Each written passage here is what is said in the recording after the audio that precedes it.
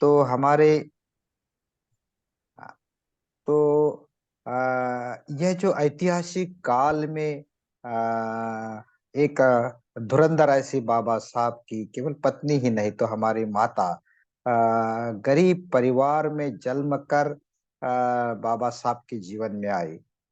और बाबा साहब जब विलायत में शिक्षा ले रहे थे, घर से दूर समुंदर के पार वहाँ अपनी साधना, अपने ज्ञान की साधना कर रहे थे। और इधर रमाई अपने परिवार को संभाल रहे। आ, बहुत सारी कठिनाइयां का सामना कर उन्होंने अपने परिवार का मतलब केवल पुत्र ही नहीं तो उनकी बाबा साहब की जो लक्ष्मीबाई है, बहन है, आनंद है, उनका मुकुंद नाम का बेटा है, पूरा जो परिवार है। तो जब भी बाबा साहब उनको पैसे भिजवाते थे तो सभी परिवार की वो ख्याल रखते थे, कोई किसी को कमी ना पड़े। और खुद वह एक तरह से पैसे को संभाल कर रखकर, कोई भी चाहे साड़ी लेना हो तो वह जब बाबा साहब का स्वागत करने के लिए वह बंदर पे पहुंचती है तो जो शाहू महाराज ने दिया हुआ जो जो दुपट्टा है, जरी का दुपट्टा, वह पहन के जाती है। तो एक प्रकार से उनका जो जीवन है चंदन की तरह झीज कर दूसरे को सुगंध देने वाला। और जब बाबा साहब अच्छी पढ़ाई करते हैं, भारत में लौटते हैं, और उनको लगता है कि अब वह संसार में अभी ख्याल देंगे, लेकिन बाबा साहब का जो कार्य है सामाजिक उत्तरदायित्व के प्रति और कई सारी जिम्मेदारी, कई सारा समाज को आ, अंधकार से दूर करने के लिए, गुलामगिरी से मुक्त करने के लिए बाबा साहब पूरी उम्र एक बोधिसत्व के रूप में कार्य करते हैं। और रमाई छाया के तरह उनके साथ हरदम साथ देती है। तो उनका कई सारा लंबा ऐसा जीवन है जो एक केवल हमें सर्वसामान्य लगता है, लेकिन बोधि चित्त जो उनके भीतर है, करुणा का भाव जो उनके भीतर है, तो कई सारे उदाहरण से हम देख सकते हैं। जैसे जब वह धारवाड़ के हॉस्टल में जाती है, वहाँ बच्चों को मिलते हैं तो बच्चे खाली पेट उनको खाना नहीं मिला, बैठे हैं वो। वहाँ के हॉस्टल सुपरिटेंडेंट उनको पूछते कि क्यों आज खाना क्यों नहीं उनको बच्चों को मिला, तो वो कहते कि ग्रांड नहीं मिली है, पैसा की कमी है। तो माता रमाई अपने हाथों के सोनों के कंगन जो है बेच कर जो पैसे आते हैं तो उन पैसों से बच्चों को खाना खिलाते। तो यह जो करुणा का भाव उनके भीतर है, ऐसे कई सारे उनके जीवन में लोगों को मदद करने वाले प्रसंग है।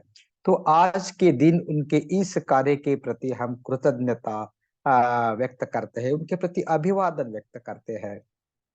और हमारे इस साधना के लिए, अभ्यास के लिए उनके जीवन से प्रेरणा लेते हैं। तो हम निश्चित ही उनका जो जीवन है, कई सारा लंबा बड़ा जीवन है, बार बार हम उनके जीवनी के प्रति सुनते हैं। तो हम आज के इस साधना में हम जो अभ्यास कर रहे हैं, जैसे अष्टांग मार्ग का अभ्यास, जिसमें हमने सम्यक दृष्टि से जो सम्यक संकल्प है कैसा मजबूत करना चाहिए। जब दर्शन मार्ग मजबूत होता है तो भावना मार्ग को तब्दील करने के लिए दृढ़ता की कितनी महत्वपूर्ण जरूरत है, सम्यक संकल्प कितना महत्वपूर्ण है, इस बारे में हमने पिछले अभ्यास में ले कुछ बातें, चंद बातें सुनी थी। तो आज हम उसको थोड़ा आगे बढ़ाते हैं। तो यह जो सम्यक दृष्टि की बात हमने कही, तो उसका जो उगम होता है, उसकी जो सोर्सेस है, हम जो जीवन जीते हैं उस जीवन में हम यह अनुभव करते हैं कि हम कई सारे प्रयास कर रहे हैं ध्यान साधना भी कर रहे, चिंतन भी कर रहे। ये हमारी आजीविका जो है, नैतिकता के आधार पर हमारे कर्म है, आजीविका है, यह सब हम बातें करने का प्रयास कर रहे हैं। तो जब दर्शन मार्ग का उगम हमें उसकी जो स्पार्क जो है, उसकी जो झलक है, तो यह जब हमारे दृष्टि में आती है, तो उसको गहरा करना, बार बार उस स्मृति को हमारे समग्र अस्तित्व में उसको विकसित करना, सभी हमारे अस्तित्व के सभी स्तर पर उसे केवल भीतर तक उतारना ही नहीं, तो हमारे जीवन में परिवर्तन लाना, जीवन जीने का तरीका जो है वह रूपांतरित करना, सम्यक संकल्प को रूपांतरित हम इस सम्यक वाचा के द्वारा परिपूर्ण करते हैं। और यही शिक्षा जो है हम आज कुछ बातें देखने वाले हैं। तो यह महत्वपूर्ण ऐसी ऐसा आर्य अष्टांगिक मार्ग की शिक्षा जो है, जो सभी अभ्यास का मूल आधार है, प्रैक्टिकल बात है, मार्ग है, धम्म मार्ग है। और यह अभ्यास जो है, बाबा साहब जब हम दीक्षा देते हैं तो उस दीक्षा के साथ साथ 22 प्रतिज्ञाएं भी देते हैं। और इस 22 प्रतिज्ञा में मैं आर्य अष्टांगिक मार्ग का पालन करूंगा, यह जो प्रतिज्ञा है, केवल अभ्यास ही नहीं है। तो जब प्रतिज्ञाबद्धता की बात है, दृढ़ संकल्पता की बात है, तो वह जीवन में उतारने के लिए हमने कमिटमेंट किया है। बाबा साहब ने जो हमें बताया है उसको हमारे जीवन में आगे ले जाने के लिए हमने प्रतिज्ञाएं की है, दृढ़ता की है। और इसी कारण हम आर्य अष्टांगिक मार्ग को अपने मित्रों के अभ्यास में हो या अलग अलग अभ्यास के तर में हो, चाहे जीएफआर का अभ्यास हो या धम्मचर्य का अभ्यास हो, तो सभी अभ्यास का नींव जो है, आधार जो मूल जो है, अष्टांग मार्ग से, आर्य अष्टांगिक मार्ग से आगे आगे जाता है। और इस मार्ग पर जब हम चलते हैं, तो यह जो दर्शन मार्ग है, यह दर्शन मार्ग जैसा जैसा परिवर्तित हो जाता है, वैसा वैसा हम बदल जाते हैं, हमारा जीवन बदल जाता है। हमारा रूपांतरण जो है, जो दर्शन कृति में उतारना, दर्शन मार्ग को कमिट करना सम्यक संकल्पता के साथ, और उसको परिपूर्णता की ओर, जिसे सम्यक कहते हैं, समग्रता जो है। तो जब उसके आगे गए अष्टांग मार्ग का, जिसे सम्यक वाचा कहते हैं, तो वाचा जो है यह केवल बोलने की उतनी ही बात नहीं, उसमें परिपूर्णता आना है। इस अंग को समग्रता के साथ विकसित करना है, तभी अष्टांग मार्ग में हम आगे जा पाएंगे।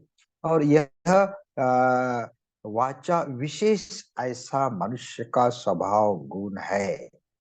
प्राणी जो है कोई विशिष्ट मर्यादा तक ही कुछ बोल सकते हैं, आवाज निकालते हैं, चाहे पंछी हो और किसी की थोड़ी पुर, लेकिन वह स्पष्टता से वाणी के द्वारा अभिव्यक्त करना, यह विशेषता मानव जो है, मनुष्य जो है, वह संभव है। मनुष्य जो है वाणी के द्वारा जो अपने मन के भीतर जो है विशेषता, वह अभिव्यक्त कर सकता है। तो मनुष्य जो है काया वाणी और मन से बना, इसे हम कहते हैं। ये जो काया वाणी मन के द्वारा हमारा सर्वांग अस्तित्व जो है, और उसमें जो हमारे शीर्ष का भाग है, ऐसे वज्रयान परंपरा में कहते हैं कि जो सर का भाग है, वह जो है काया का प्रतिनिधित्व करता है। जो कंठ का भाग जो है वह वाणी का प्रतिनिधित्व करता है, और जो हृदय का भाग है, हृदय है यहाँ, तो वह जो है वह मन का तो काया वाणी मन के द्वारा बना हुआ हमारा अस्तित्व, जहाँ वाणी जो है बीच में है, यह जो मस्तिष्क और हृदय को जोड़ने वाली, यह काया और मन को जोड़ने वाली वाणी जो है, वाचा जो है, यह विशेष ऐसा मनुष्य का स्वभाव गुण है। और यह जो मनुष्य के हृदय से जो भावना जो है, जो विचार जो है, उसको वाणी के द्वारा अभिव्यक्त मनुष्य कर सकता है। जन्म के साथ जब वह रोता है, भूख लगती है, माता जो है अपने बच्चों की भूख को समझती है। यह जो समझना है, उनके वाणी का शब्द से परे जो अर्थ है, तो यह जो वाणी है भावनाओं को व्यक्त करती है, विचारों को व्यक्त करती है। और यह जो वंदन करते हैं हम कायावानी मन से, बुद्ध को बार बार नमन करते हैं, प्रणिपात करते हैं, पंचांग प्रणाम करते हैं, तो वहां केवल काया ही उपस्थित नहीं रहती, केवल मन ही उपस्थित नहीं रहता। तो काया और मन के बीच जो वाचा है, वाणी है, इसके द्वारा हम परिपूर्ण सर्वांग हमारे अस्तित्व के साथ आदर्श को नमन करते हैं। और वाचा जो है, यह प्रज्ञा और करुणा को व्यक्त कर सकती है। हमारे भीतर जो करुणा का भाव है, मदद करने का भाव है, मैत्री का भाव है, प्रज्ञा का भाव है, इस वाचा के द्वारा हम कैसे बोलते हैं, हमारी कैसी वाणी है। तो इस वाणी के द्वारा मनुष्य का जो स्वभाव विशेषता, गुण विशेषता है, कौन सी मानसिक अवस्था का मनुष्य का स्तर है, वह वाचा के द्वारा हम उसकी अभिव्यक्ति के द्वारा समझ सकते हैं। तो सम्यक दृष्टि और सम्यक संकल्प जैसा जैसा विकसित होता है, तो उससे जो परिवर्तन जो है, यह सम्यक वाणी के द्वारा एक प्रकार से प्रतीक के रूप में वो उभरता है। हम हमारी सम्यक दृष्टि कितनी गहरी है, हमारा सम्यक संकल्प कितना कटिबद्ध है, तो इस वाणी के द्वारा जब हम बुद्धम शरणम गच्छामि बोलते हैं, तो हम बुद्ध के जैसा बनना चाहते, केवल चाहते ही नहीं, तो वाणी से अभिव्यक्त करते हैं कि मैं भगवान बुद्ध ने बताए हुए धम्म के मार्ग पर आगे चलने के लिए कमिट हो रहा हूँ, कभी प्रतिज्ञाएं कर रहा हूँ, बुद्ध के जैसा बनने की अभिव्यक्ति वाणी से कर रहा हूँ, तो यह बुद्धम शरणम गच्छामि है। तो इसी कारण वाचा यह जो है मनुष्य के लिए महत्वपूर्ण ऐसी बात है।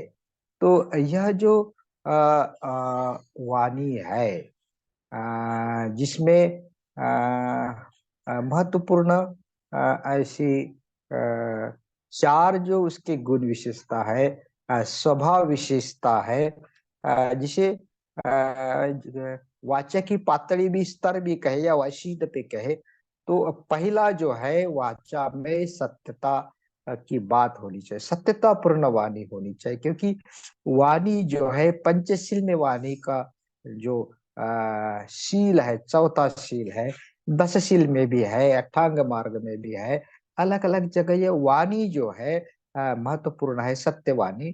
तो सत्यवाणी का मतलब जो है, तो सत्यता जो है जैसी है वैसी बोलने का, सत्य बोलने का सराव जो है, जिसे कहते हैं कि वस्तुनिष्ठ सत्यता। यह जो वस्तुनिष्ठ सत्यता की बात जो है, कि जो भी हम बोल रहे हैं, कि आज हम कभी कोई पूछते कितने बजे, तो हम अंदाज से बताते हैं, देख कर बताते हैं। तो परफेक्ट बताना हम कहाँ है, सफर में हो तो हम क्या, हमारे किसी ने पूछे तो क्या हम ये जगह है, यहाँ जगह यहाँ है, हम कहाँ है, कहाँ बैठे हैं, कौन से पेड़ के नीचे हो, घर में हो, कहाँ हो। तो जैसा है वैसा जितना स्पष्टता से, सटीकता से, वस्तुनिष्ठ तौर पर अगर हम बताते हैं, तो इस वाणी से, बातों से, बोलने से हमारे मन में क्या चल रहा है, कितने हम प्रामाणिक है, कितनी हमारे मन में, जिसे क्या कहते हैं कि बोलने की उत्सुकता, तड़मड़ जिसे कहते हैं मराठी में। तो हम कैसे, कितने लगन से हम बोल रहे हैं, तो यह सत्यतापूर्ण वाणी के द्वारा अभिव्यक्त होता है। तो हम सत्य कब बोल सकते हैं, जब हमारे अंतःकरण में शुद्धता हो, सत्यता हो, मन कैसा है यह महत्वपूर्ण है। तो मन किस मानसिक अवस्था पे है, और इस मानसिक अवस्था से उभरने वाले जो शब्द है, वह अगर सत्य अगर निकलना हो, तो मन जो है, मन कैसा है, मन की अवस्था कैसी है, यह समझना, इसे पहचानना। हम, हमारे मन में हमें क्या लगता है, कैसा लगता है, हम क्या हमारे मन को कैसे जानते हैं। तो कायगता सती अभ्यास के द्वारा हम जब हमारी मन की स्थिति, काया की स्थिति, वेदनाओं की स्थिति, हमारी चित्त की स्थिति देखने का, अनुभव करने का प्रयास करते हैं, तो यह जो हमारे मन के भीतर की स्थिति जब वाणी के द्वारा अभिव्यक्त होती है, तो वह सत्यता का स्तर जो है कितना सटीक, कितना वस्तुनिष्ठ है, इस पर निर्भर है। तो हमें क्या लगता है, हमें क्या समझ रहे हैं हम, अगर जैसा है ऐसा सत्यता का, सतीपट्ठान का अभ्यास गहरा करके अगर हमारे मन को देखते हैं, तो निश्चित ही मन से बाहर आने वाली जो वाणी है, हमारे कल्पना है, विचार है, कैसे है, इसको समझना, जानना, इस विचारों का जो पृथक्करण करना है, एनालिसिस करना है, समझकर हर शब्दों के साथ हमारा जीवन क्या वैसा है, हमारी कैसी वाणी है, क्या यह सुभाषित वाणी हमारे मन की सच्ची गहराई अवस्था से बाहर आ रही है।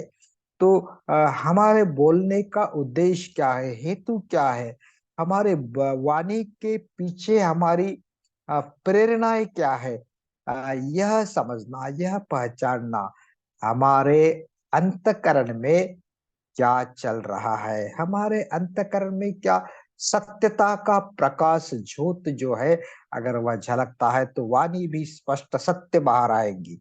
हम कैसे बोल रहे हैं, यह वैसी कठिन तो बात है, सत्य बोलना इजी नहीं, क्योंकि अ, हम पूर्ण रूप से अगर सत्य बोलना चाहते हैं, तो हम हमारा जो भीतर कैसे है, यह समझना, जानना, और हम अविचारी बात बोलते हैं, तो वहां पे ऊपर ही ऊपर हम, हमारा मन उसमें रहता है, दिल उस सत्यता में पूरी तरह नहीं रहता है। तो इसी कारण यह जो है, कोई समुन्दर से मोती को खोजे, सत्यता के का स्वभाव वैसा है कि जैसा है वैसा सत्यता की तौर पर खोजे।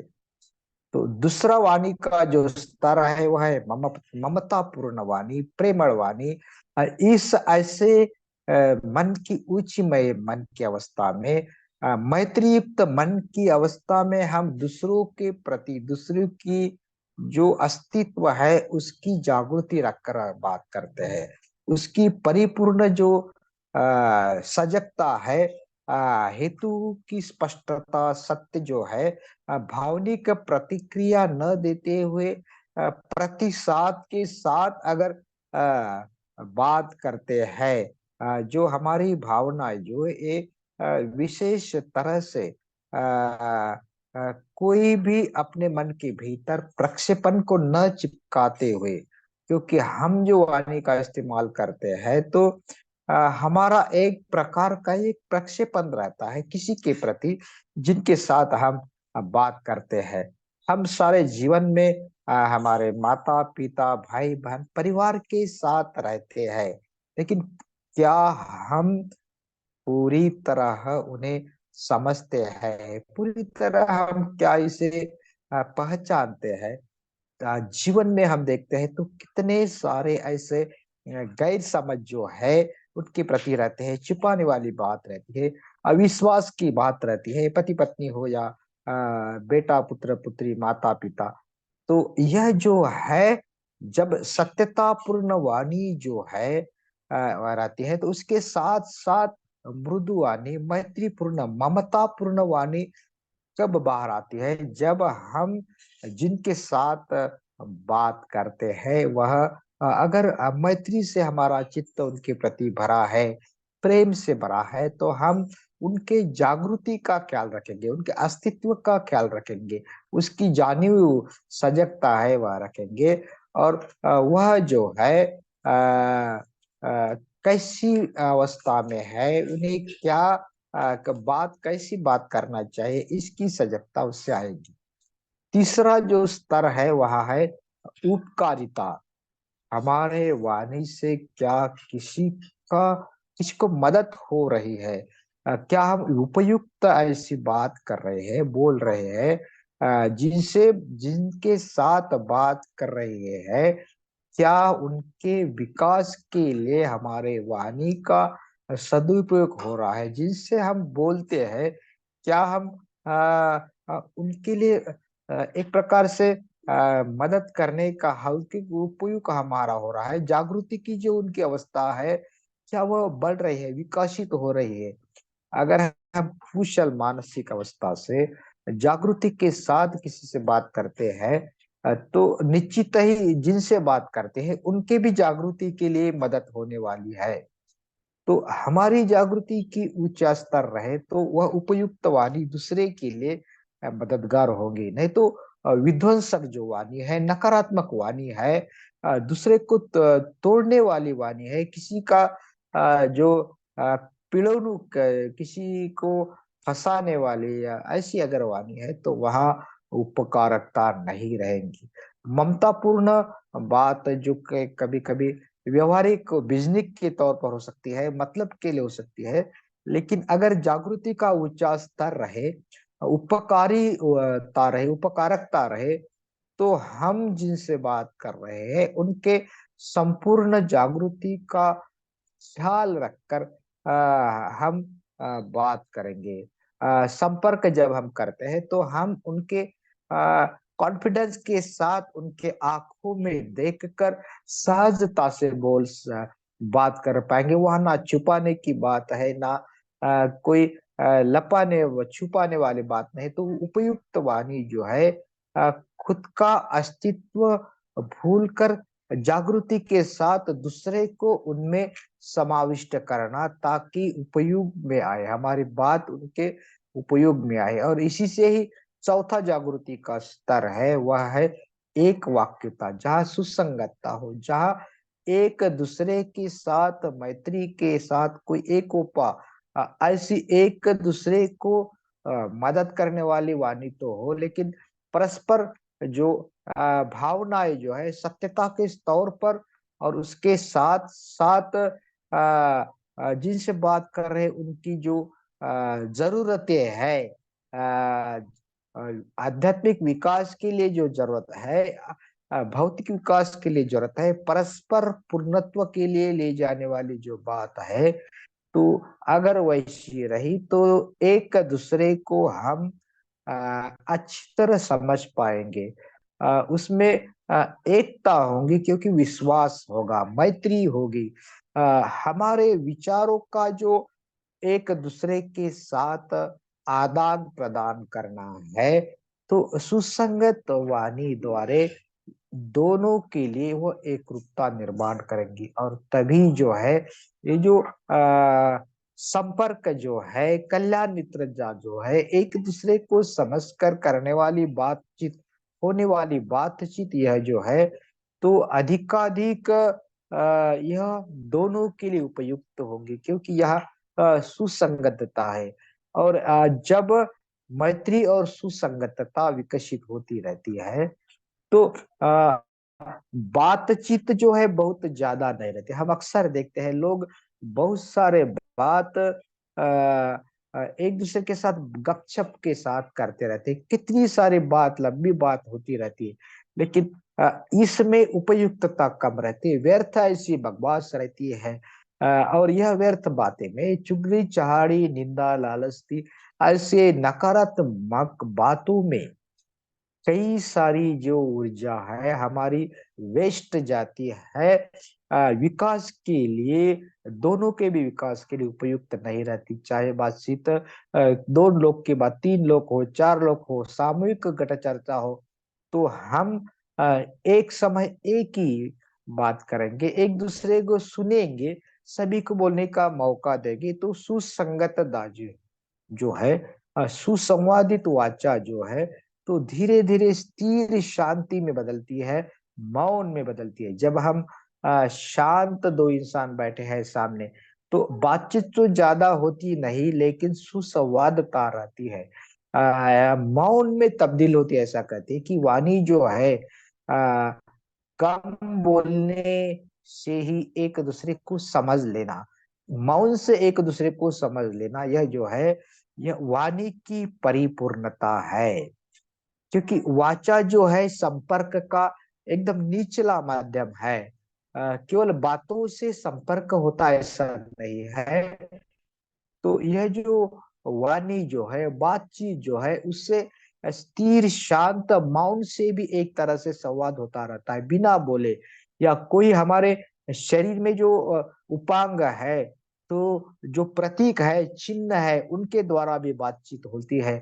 बुद्ध हमारे सामने, बुद्ध की मूर्ति हमारे सामने, केवल हम बैठे हैं, तो बुद्ध की मुद्राओं से, चाहे ध्यान मुद्रा हो, भूमि स्पर्श मुद्रा हो, अभय मुद्रा हो, या चाहे कोई भी अलग अलग मुद्रा हो, तो उन मुद्राओं से देखकर हम शिक्षा लेते हैं। उनके चेहरों से, उनके मैत्री से, उनके तरफ से आने वाले प्रज्ञा से हम कई सारी शिक्षाएं बुद्ध से लेते, कि बुद्ध तो अभी बातचीत करने वाली नहीं है, लेकिन बुद्ध के धम्म की जो अभिव्यक्ति है, बुद्धानुस्मृति के द्वारा, उनके सतीपट्ठान के अभ्यास के द्वारा हम जानने की, सत्यता की स्मृति विकसित करने की जैसी जैसी कोशिश करते हैं। तो 2500 पूर्व बुद्ध कैसे जागृति के साथ चल रहे हैं, उनका पैर कैसा उठ रहा है, खड़े हो रहे हैं, वह भिक्षाटन कर रहे हैं, वह ध्यानस्थ बैठे हैं। तो यह जो बात है, जब हम बुद्ध की निर्माण काया के द्वारा उनके साथ कम्युनिकेशन करते हैं, तो वह परिपूर्ण ऐसी वाणी होती है, सम्यक वाणी होती है।